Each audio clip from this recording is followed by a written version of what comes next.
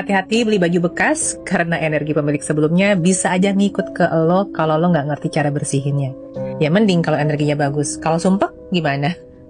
Gue nggak bilang lo harus parno ya, tapi banyak yang ngalamin setelah beli kayak jaket second lah. Cakep sih, tapi tiap dipakai tuh bawaannya capek gitu loh. Sumpek, nggak mood.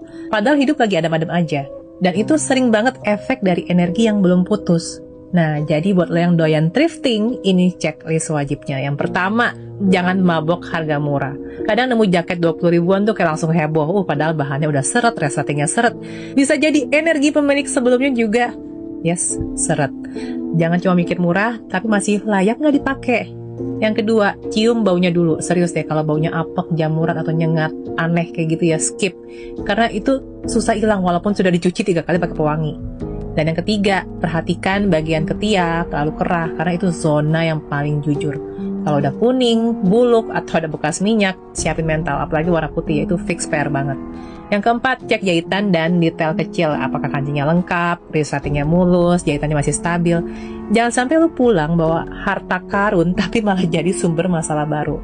Nah, kalau sudah lolos checklist fisik, lanjut ke bersihin energinya.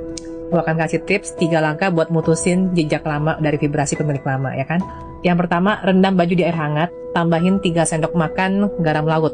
Lalu bisa juga lo tambahin 3-5 tetes essential oil seperti lemon, lavender, tea tree gitu kan. Karena secara ilmiah, garam itu kan higroskopis ya, dia tuh menyerap kelembapan dan partikel sisa.